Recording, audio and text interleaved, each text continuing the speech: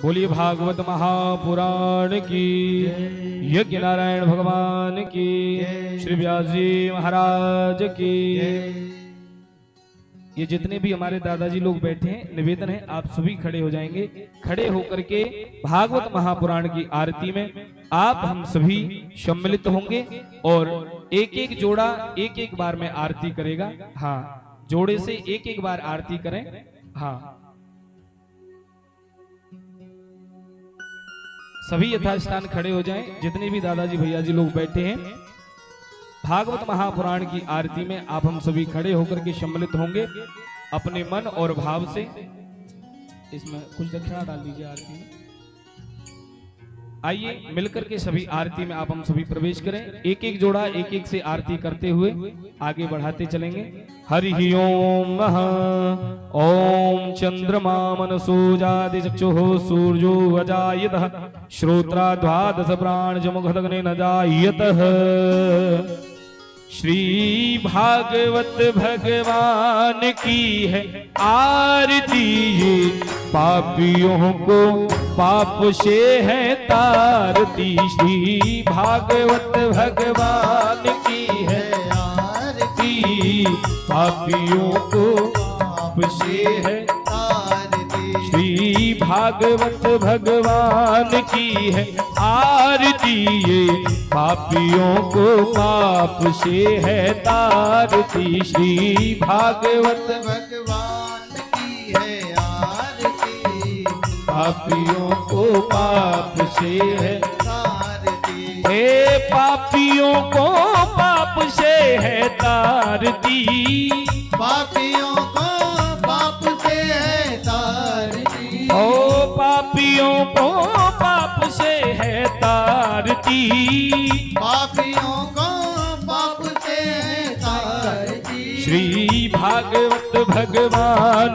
की है आरती, पापियों को पाप से है तारती। श्री भागवत भगवान की है आरती, पापियों को पाप से है तारती। ये अमर ग्रंथ, ये मुक्ति पंथ, ये पंचम वेद निराला, नव ज्योति जगाने वाला।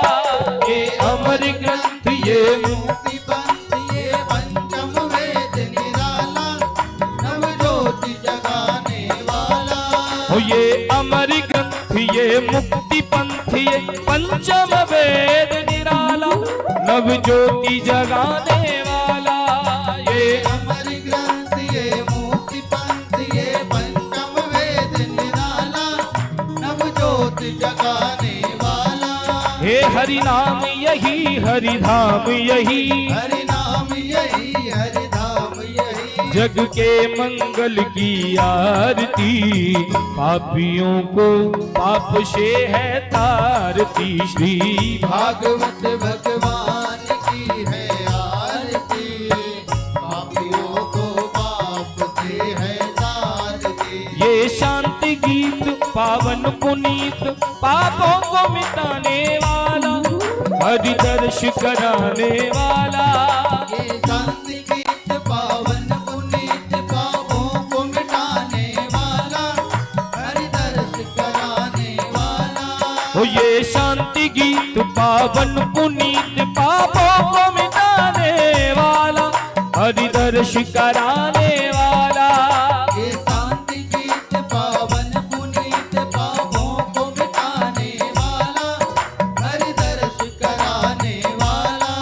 ये सुख करणी, ये दुख हरणी, ये सुख करणी, ये दुख हरणी। श्री मधुसूदन की आरती, पापियों को पाप से है तारती। श्री भागवत भगवान की है आरती, पापियों को पाप से है तारती। ये मधुर बोल जगपंथ खोल, सतमार्ग बताने वाला, बिगड़ी को बनाने वाला।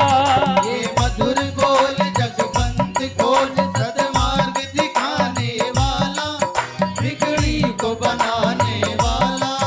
ये मधुर बोल जगपंथ खोल, सतमार्ग बताने वाला, बिगड़ी को बनाने वाला, ये मधुर बोल जगबंद खोल सदमार्ग दिखाने वाला, बिगड़ी को बनाने वाला।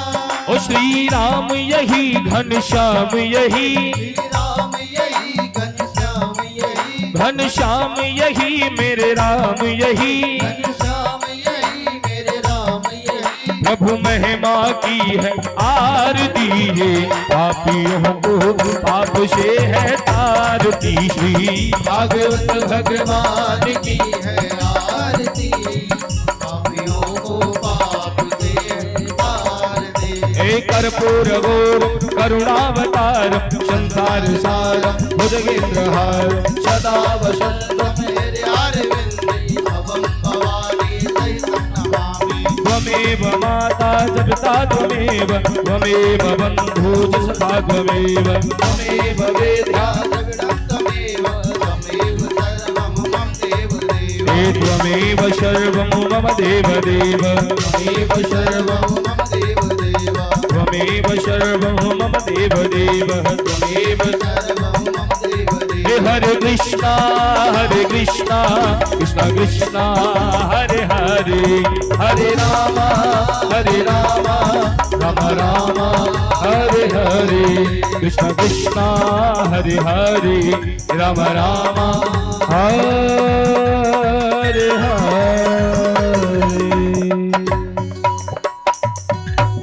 बोली भागवत महापुराण की जय। यज्ञ नारायण भगवान की जय। जय जय श्री राधे श्याम। सभी यथास्थान बैठ जाएंगे और हमारे सभी यजमान जन एक साइड में आ जाएंगे। आप सभी जितने भी भक्त पांडाल में सभी यथास्थान बैठ जाएं। नहीं नहीं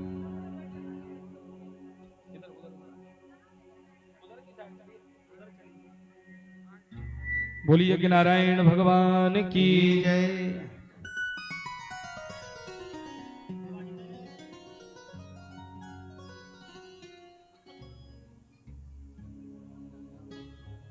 जय श्री कृष्णा। बड़ा ही सौभाग्य, आज महायज्ञ का अष्टम दिवस है और कथा का विश्राम दिवस है। यज्ञ का अष्टम दिवस 8वां दिन है आज, और कथा का विश्राम दिवस भी है। आज कुछ ही देर में जो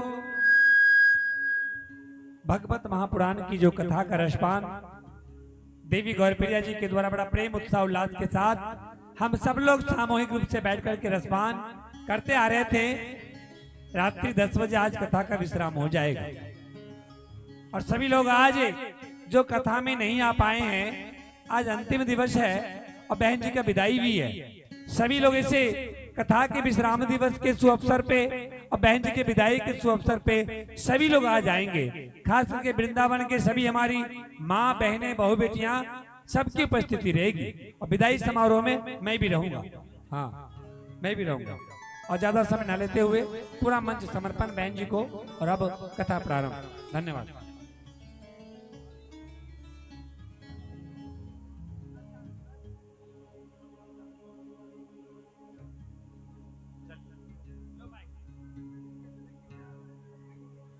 ठीक है, और यजमान बहुत बहुत धन्यवाद। आज कथा के विश्राम दिवस पे सभी यजमान पत्नी सहित धर्मपत्नी के साथ आज आपने भगवत जी की आरती की, भगवान से कामना किया, और हमारी भी आशीष होगा कि सभी की मनोकामना यज्ञ नारायण के आशीर्वाद से पूर्ण हो। साथ ही साथ इतनी हमने बहुत सारे यज्ञ करवाया जीवन में, लेकिन ये यज्ञ अद्भुत रहा। नित्य दिन प्रकृति की इतनी सुंदर दिव्य मौसम व्यवस्था नारायण ने करके रखी है, इसके लिए परमात्मा को भी बड़ी कृपा बना रहा। धन्यवाद। अब मैं निवेदन करूंगा, कथा प्रारंभ होने दें। सभी से मेरा निवेदन है, आप सभी यथास्थान बैठेंगे क्योंकि समय बहुत सीमित है। श्री राधे श्याम। जय श्री राम, श्री राधे, जय राधे, जय जय श्री राधे, श्री राधे राधे, जय श्री राम, श्री राधे, जय राधे, श्री राधे, जय जय श्री राधे, जय श्री राम, श्री राधे, जय राधे। बोलिए बाकी बिहारी लाल की जय हो। राधा रानी सरकार की श्री हनुमान जी महाराज की श्री राधे जय राधे जय जय श्री राधे जय श्री राम जय राधे श्री राधे जय राधे जय जय श्री राधे जय राधे।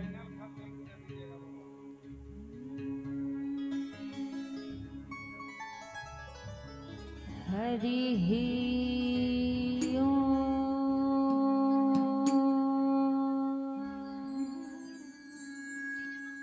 नमो भगवते वासुदेवाय नमः। स्वस्ति श्री गणेशाय नमः।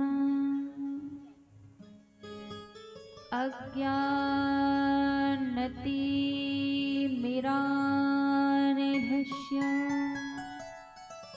ज्ञानाञ्जनशलाकया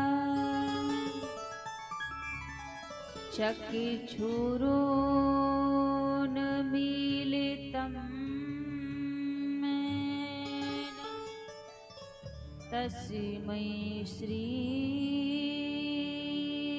गुरुवे नमः। सच्चिदानन्दरूपाय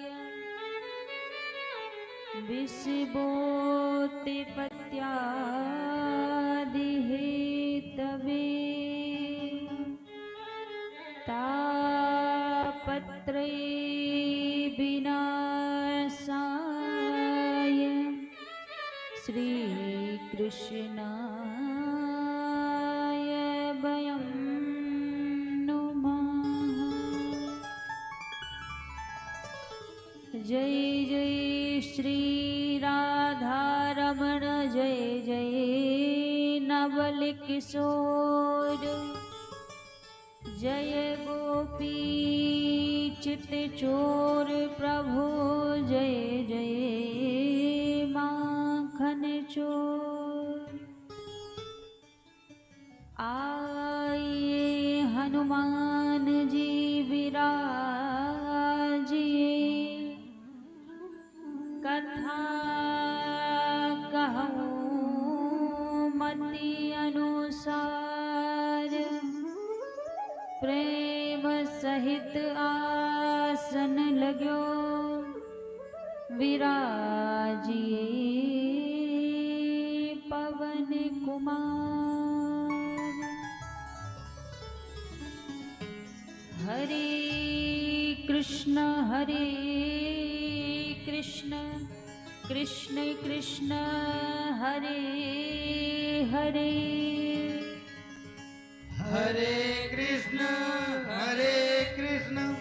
कृष्ण कृष्ण हरे हरे हरे राम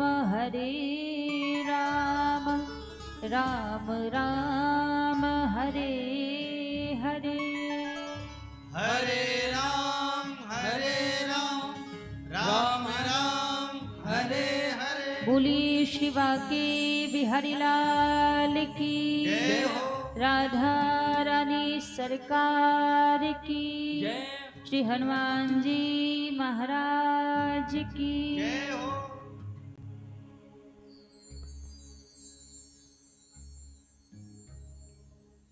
आइए सभी भक्तजन आज की पावन मंगलमय कथा में प्रवेश करने से पहले मन और वाणी को पवित्र करते हुए प्रभु के नाम को गाते हुए सभी आज की मंगलमय कथा में बड़े भाव और प्रेम से प्रवेश करेंगे। सभी हमारे साथ में मिलकर ठाकुर जी के नामों को गाते हुए आज की दिव्य कथा में सभी प्रवेश करेंगे।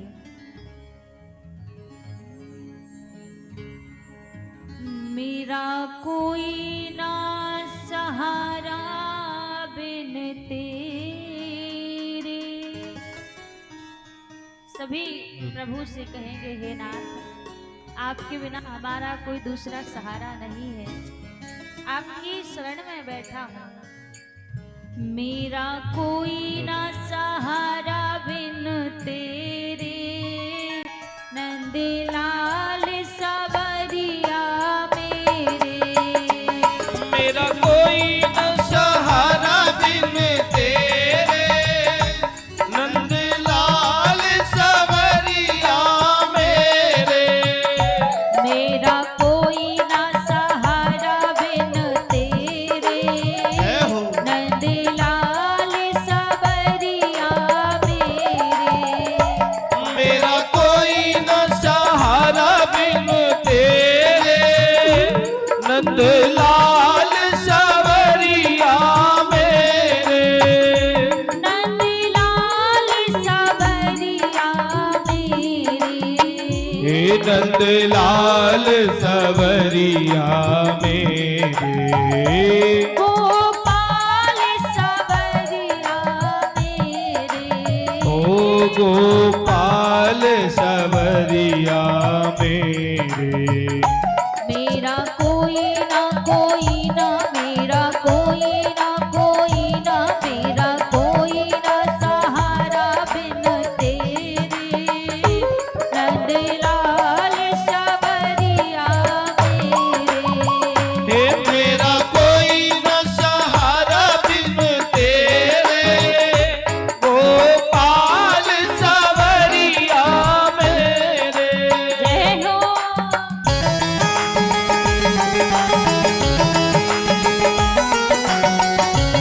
बाकी बिहारी लाल की। जय हो।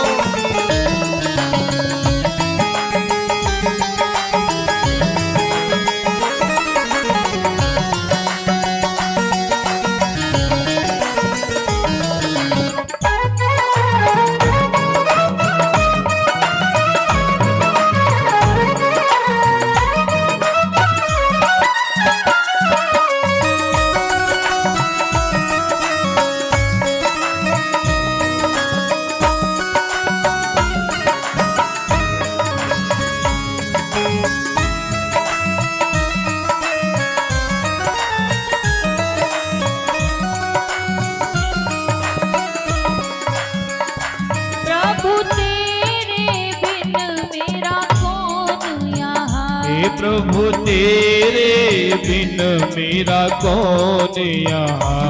प्रभु तेरे बिन मेरा कौन यहाँ। हे प्रभु तेरे बिन मेरा कौन यहाँ। अब तुम्हें छोड़ मैं जाऊं कहाँ। हे अब तुम्हें छोड़ मैं जाऊँ कहाँ। मैं तो आन पड़ी दर तेरे, नंदलाल सवरिया मेरे। ओ मैं तो आन पड़ी दर तेरे, नंदलाल सवरिया मेरे। मेरा कोई ना सहारा बिन तेरे, नंदलाल सवरिया मेरे। हो मेरा कोई न सहारा बिन तेरे, नंदलाल सवरिया मेरे। अच्छा, एक बात बताइए, आपको लगता है क्या जीवन में ठाकुर जी के सिवा हमारा कोई दूसरा सहारा है, हमारा कोई दूसरा आश्रय है? किसी के साथ कितनी भी घनिष्ठता निभा लो, कितना भी अपनापन कर लो, लेकिन अंत में परिणाम यही निकलता है कि ठाकुर जी के बिना कोई हमारा नहीं है। कहाँ हमने व्यर्थ में अपना समय बर्बाद कर दिया। समझ तो ये बात सबकी आती है, लेकिन होता क्या है, उस समय रेत की भांति हमारे हाथ से समय निकल जाता है, समय नहीं बचता। जब ये बात समझ आती है कि ठाकुर जी के बिना कोई हमारा नहीं है,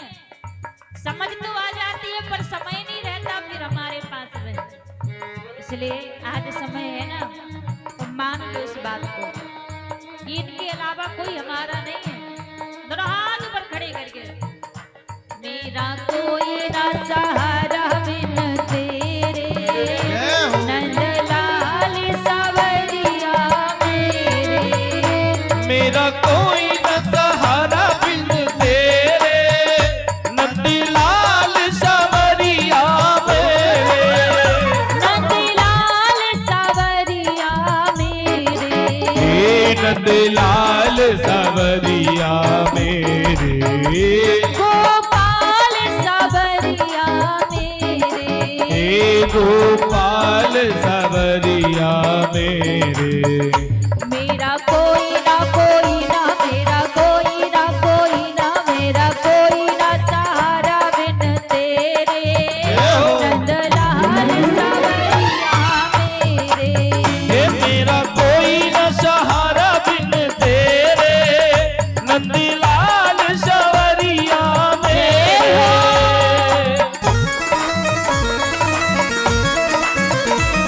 श्री राधा रमण लाल की या जग में आया, ओ मैंने जन्म लिया जग में आया। तेरी कृपा से नर तन पाया, तेरी कृपा से नर तन पाया। तूने किए उपकार घनेरे, जय हो। नंदलाल सवरिया मेरे। मेरा कोई न सहारा बिन तेरे, नंदलाल सवरिया मेरे। नंदलाल सवरिया मेरे, नंदलाल सवरिया मेरे। गोपाल सवरिया मेरे। गोपाल सवरिया मेरे। सभी कहिए, दोनों हाथ ऊपर खड़े करके, मेरा कोई ना कोई ना, मेरा कोई ना कोई ना, मेरा कोई ना सहारा बिन तेरे, नंदलाल सवरिया मेरे।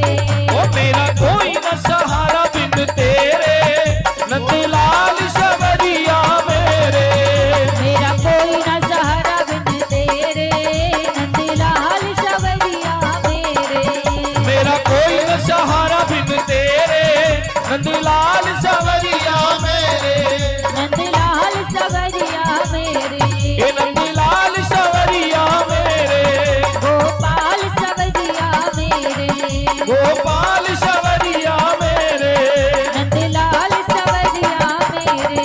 नंदलाल सवरिया मेरे।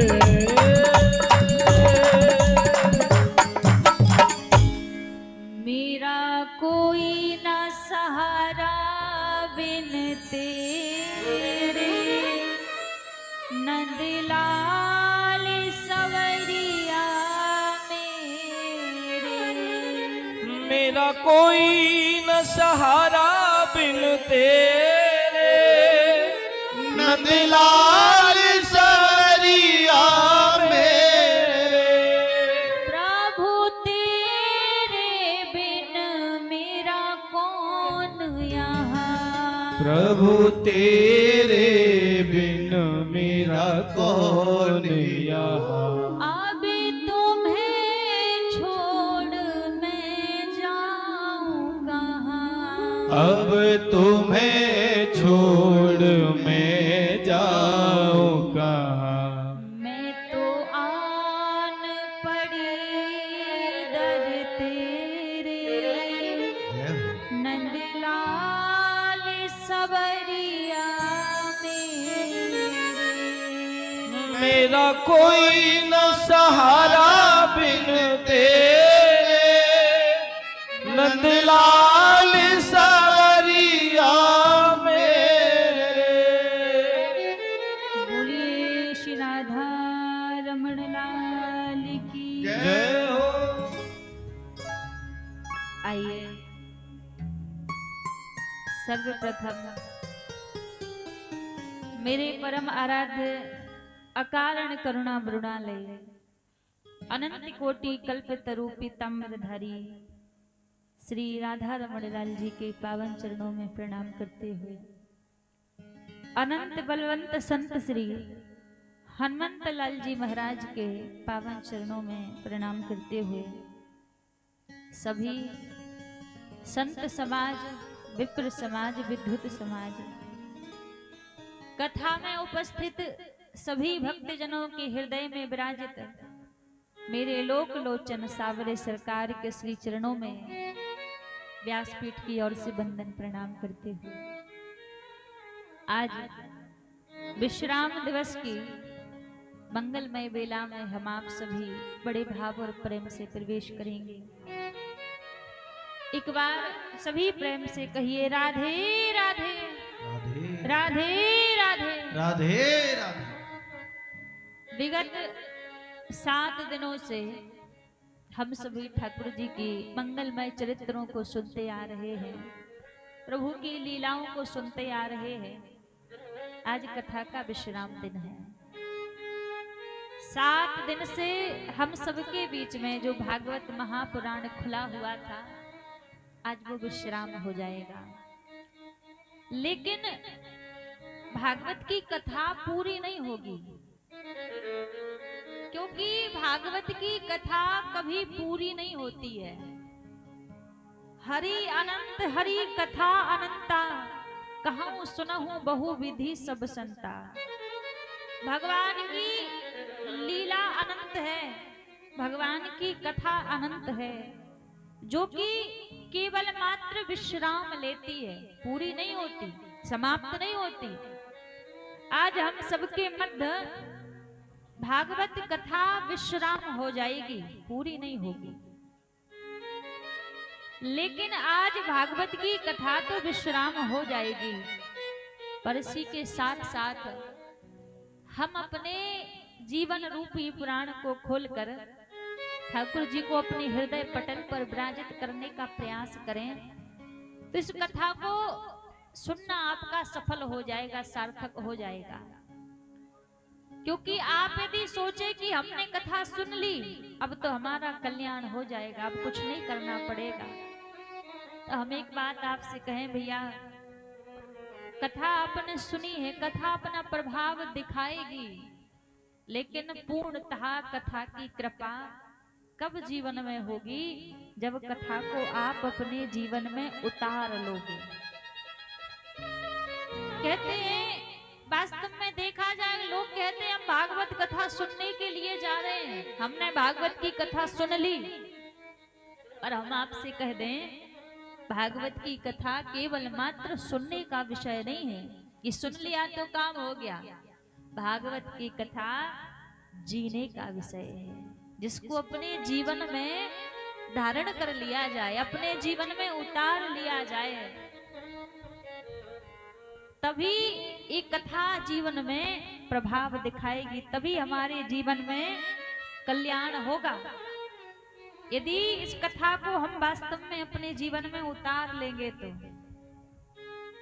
इसलिए प्रयास हमारा यही रहे, जितना भी थोड़ा थोड़ा ही, हम ज्यादा नहीं कहेंगे, थोड़ा थोड़ा ही जो हमने श्रवण किया है, जो हमने सुना है, उसको अपने जीवन में उतारिए। क्योंकि कहते हैं, सत्य संगति दुर्लभ संसारा, निमिष दंड भव एको बारा। एक बार का भी सच्चा सत्संग यदि जीवन में मिल जाए, तो वो भी हमारे जीवन में परिवर्तन ला देता है, जीवन में बदलाव ले आता है। तो जितना भी आपने सुना है, श्रवण किया है, उसको अपने जीवन में उतारने का प्रयास कीजिए, तभी प्रभु की कथा जीवन में प्रभाव दिखाएगी, तभी जीवन में परिवर्तन आएगा। कई बार लोग कहते हैं कि हमने तो हजारों बार कथाएं सुनी हैं, हजार कथाएं सुन ली, लेकिन यदि उनके जीवन को देखा जाए तो जीवन वहीं का वहीं रुका है, जीवन में कोई परिवर्तन नहीं है, जीवन में कोई बदलाव नहीं है। तो भैया ऐसी कथा सुनने से कोई फायदा नहीं, ऐसी कथा तो सुनो ही मत। यदि कथा को सुना है तो आप थोड़ा तो अपने जीवन में परिवर्तन लेकर आइए, थोड़ा तो जीवन में प्रभाव लेकर आइए। कथा हमारे जीवन में दिखनी चाहिए, नजर आनी चाहिए कि हमने सत्संग किया है, हमने कथा सुनी है, तब वास्तव में मानिएगा कि हमारे जीवन में कथा का प्रभाव आ चुका है। तो यहाँ पर जितने दिन भी हमने ठाकुर जी की कथा को सुना है, श्रवण किया है, जितना भी सुना है अपने जीवन में उतारिएगा। कल बड़े ही धूमधाम से हम आप सभी ने ठाकुर जी का विवाह उत्सव मनाया।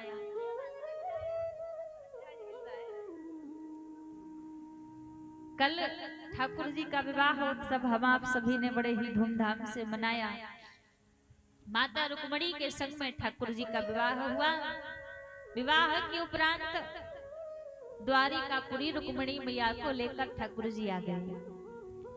यहाँ द्वारिकापुरी में एक सत्राजित नाम के राजा थे, जिनको सूर्य से प्राप्त सैमंतक मणि थी, और उस मणि का नित्य प्रति पूजन करने से वो मणि रोज 50 बार सोना दिया करती थी।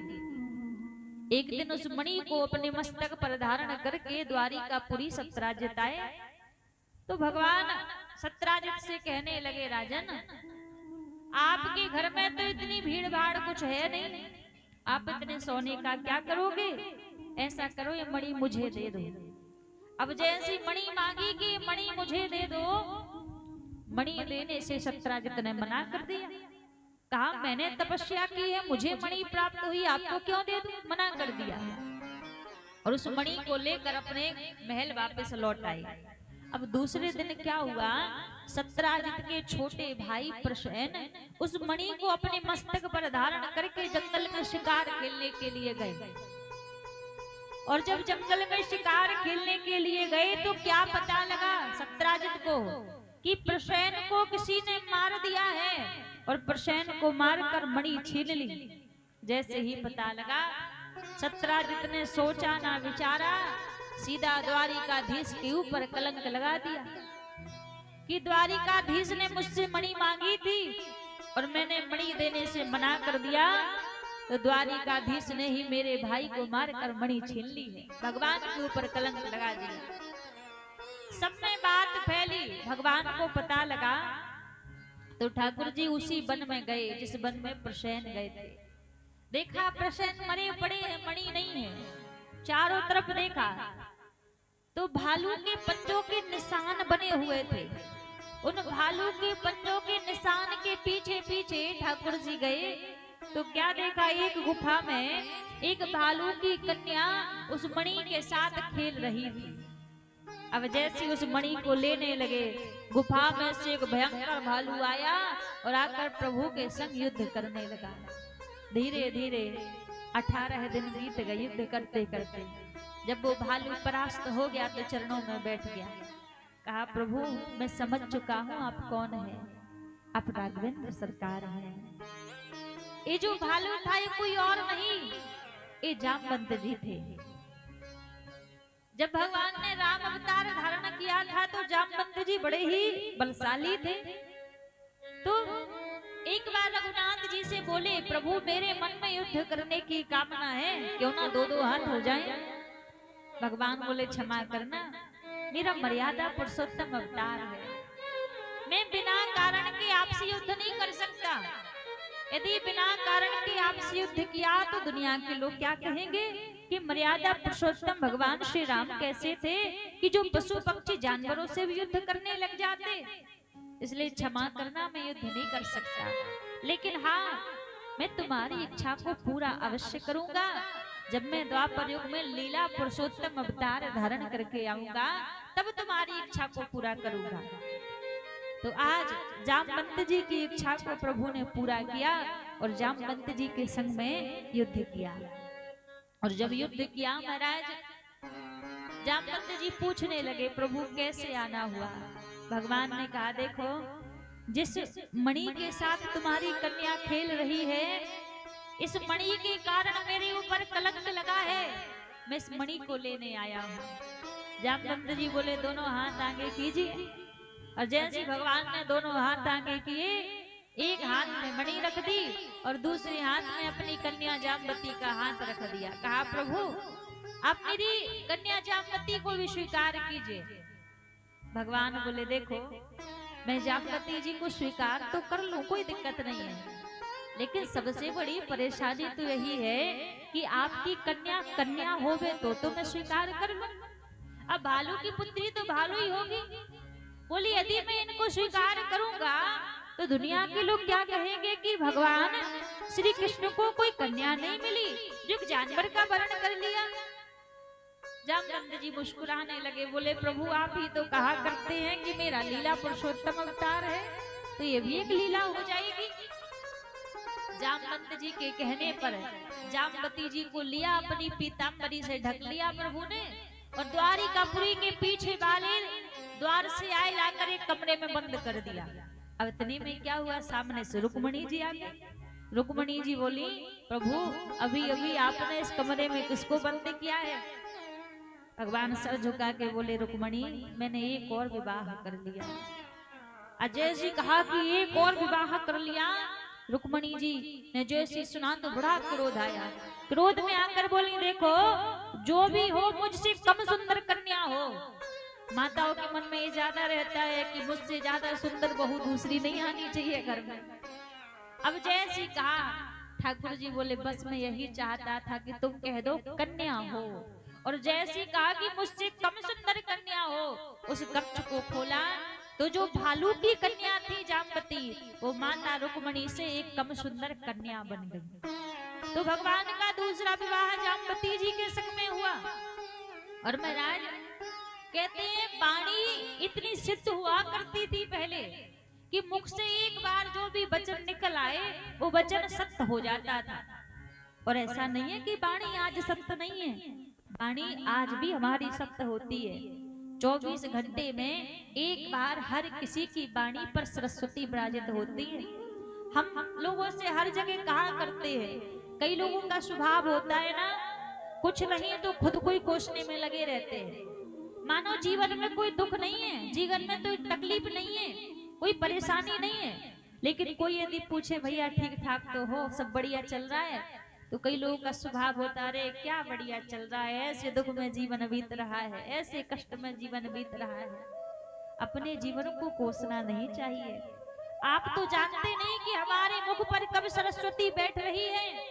यदि उसी समय आपने कहा कि हमारे जीवन में बड़ा कष्ट है, बड़ा दुख है, दुख था नहीं फिर भी आपने कह दिया, यदि उसी समय हमारी जिह्वा पर सरस्वती बैठ जाएगी ना तो आपने जो कहा है वो वचन सिद्ध हो जाएंगे, सत्य हो जाएंगे। दुख नहीं था तो भी जीवन में दुख आ जाएगा। इसलिए स्वयं के जीवन को कोसना नहीं चाहिए। भगवान ने जितना दिया है, जो दिया है पर्याप्त दिया है, उसी में आनंद में रहिए, उसी में प्रसन्नता पूर्वक रहिए, जो भी दिया है। तो आज जैसी रुक्मणी मैया ने कहा कि जो भी हो मुझसे कम सुंदर कन्या हो, प्रसन्न हो गए ठाकुर जी। दूसरा विवाह जामवती जी के संग में किया। उस मणि को लेकर पहुंचे सत्राजित के पास और कहा राजन इस मणि के कारण आपने मेरे ऊपर झूठा कलंक लगाया था, लीजिए अपनी मणि को अपने पास रखिए। सत्राजित को बड़ी गिलानी हुई कि अरे मैंने ना सोचा ना समझा, झूठा कलंक ठाकुर जी के ऊपर लगा दिया। और जैसी हृदय में गिलानी हुई तो सत्राजित बोले प्रभु अब इस मणि को मैं स्वीकार नहीं करूंगा, इस मणि को आप अपने ही पास रखिए, और इस मणि के साथ साथ आप मेरी कन्या सत्यभामा को भी स्वीकार कीजिए। भगवान ने मणि को नहीं लिया, कहा मणि को आप अपने पास रखो। सत्यभामा जी को लिया और द्वारिकापुरी आ गए। तो तीसरा विवाह सत्यभामा जी के संग में हुआ। चौथा विवाह भगवान का कालिंदी जी के यमुना महारानी के संग में हुआ। पांचवा विवाह मित्रवृंदा जी के संग में हुआ। छठवा विवाह भद्रा जी के संग में हुआ। सातवां विवाह लक्ष्मणा जी के संग में हुआ और आठवां विवाह सत्या जी के संग में हुआ। ऐसे एक एक करके भगवान के 8 विवाह हुए। अब यहाँ पर एक भूमि से उत्पन्न एक राजा था जिसका नाम था भौमासुर। भौमासुर को वरदान मिला था कि जब तक भूमि धरती मैया ना कहे कि प्रभु इसको मार दो, तब तक कोई मार नहीं सकता। अब भौमासुर का अत्याचार बढ़ता जा रहा है। जिस किसी कन्या का विवाह होता भौमासुर जाता उसका हरण कर लेता। अब भगवान को जब पता लगा तो आज सत्यभामा जी को अपने संग में लिया और सत्यभामा जी को लेकर पहुंच गए प्रभु भौमासुर के पास। सत्यभामा जी को क्यों लिया? क्योंकि जो सत्यभामा जी हैं वो भूमि की अवतार हैं, पृथ्वी की अवतार हैं सत्यभामा जी। सत्यभामा जी के संग जाकर भौमासुर के पास पहुंचे, युद्ध करने लगे। युद्ध करते करते बार बार भौमासुर बच जाता। सत्यभामा जी खड़े खड़े देख रही हैं और देखते देखते सत्यभामा जी के मुख से वचन निकला, प्रभु क्यों छोड़ रहे हो इसको, मार दो इसको। और जैसे कहा कि मार दो, उसी समय भगवान ने अपने सुदर्शन चक्र को प्रकट किया और प्रभु ने भौमासुर का वध कर दिया। अब जैसे भौमासुर का वध किया, भौमासुर के बंदी गृह को खोला तो उस बंदी गृह में 16,100 कन्याओं को बंदी बना रखा था। सभी कन्याओं से ठाकुर जी बोले, देखो अब आपको किसी से डरने की आवश्यकता नहीं है, आप अपने अपने घर जाओ। सारी कन्याएं एक साथ बोली, कहा प्रभु अब हम यदि अपने घर जाएंगी तो हमारे घर वाले हमें स्वीकार नहीं करेंगे, कोई हमसे विवाह नहीं करेगा, क्योंकि हम एक राक्षस के पास नहीं हैं। अब तो हमारे पास केवल एक ही मार्ग है कि हम प्राणांत कर दें। आपकी शरण में आई हैं, आप बताइए हम करें तो क्या करें। जैसे ही कहा ठाकुर जी सभी कन्याओं से बोले, आपको कहीं जाने की आवश्यकता नहीं है, मैं आप सभी को स्वीकार करता हूँ। ठाकुर जी ने एक ही साथ में 16,100 रूप बनाए और समस्त कन्याओं को स्वीकार कर लिया। अब लोग कहते हैं कि भगवान ने 16,108 विवाह किए, प्रभु ने 16,108 विवाह क्यों किए? यदि आज इन कन्याओं को स्वीकार नहीं करते, इनका वर्ण नहीं करते, तो सारी कन्याएं अपने प्राण त्यागने के लिए जा रही थी। और कहते संसार में आत्महत्या से बड़ा दूसरा कोई महापाप नहीं होता है। जीवन में कितने भी दुख हो, जीवन में कितने भी संकट हो, जीवन में कितनी भी परेशानियां क्यों ना हो, लेकिन कभी भी आत्महत्या नहीं करनी चाहिए, क्योंकि ये सबसे बड़ा महापाप है। तो आज भगवान ने इन समस्त कन्याओं के प्राणों की रक्षा करने के लिए प्रभु ने आज यहाँ पर इन सबको स्वीकार कर लिया। इन सब के साथ प्रभु ने विवाह कर लिया। जब प्रभु को लगा कि यदि मैं इनको स्वीकार नहीं करूंगा तो ये सब प्राणांत कर लेंगे, तो ऐसे भगवान के एक एक करके 16,108 विवाह हुए। हर एक रानी के द्वारा 10-10 पुत्र और एक एक कन्या का जन्म हुआ। बड़ा प्रभु का परिवार है। यहाँ पर सुखदेव जी महाराज से राजा परीक्षित कहने लगे, प्रभु आप भगवान को करुणा सिंधु कहा करते हैं, कोई ऐसी कथा श्रवण कराइए जिसमें भगवान ने अपने भक्त के ऊपर करुणा की हो, कृपा की हो। जैसे ही कहा तो भगवान बोले, सुखदेव जी महाराज बोले, राजन भगवान के एक मित्र हैं, कृष्णस्य सखा कश्यप ब्राह्मणो ब्रह्मविद्मा। भगवान कृष्ण के एक मित्र हैं जिनका नाम है श्री सुदामा जी महाराज। यहाँ सुदामा जी ने नहीं कहा कि मेरे मित्र कन्हैया है, यहाँ कन्हैया ने कहा है कि मेरे मित्र सुदामा है। और जैसे कहा कि मेरे मित्र सुदामा है, जब अवंतिकापुरी भगवान विद्याध्ययन करने के लिए गए थे तो अवंतिकापुरी में सुदामा जी से भेंट हुई थी। और मित्र हो कोई तो कृष्ण और सुदामा के जैसा। सुदामा जी के जीवन में गरीबी है, पत्नी का नाम है सुशीला, घर में 4 छोटे छोटे बच्चे हैं। 4-4 दिन सुदामा जी के घर में चूल्हा नहीं जलता है, लेकिन फिर भी 3 घरों में भिक्षा मांगने के लिए जाते हैं सुदामा जी, चौथे घर में नहीं जाते। यहाँ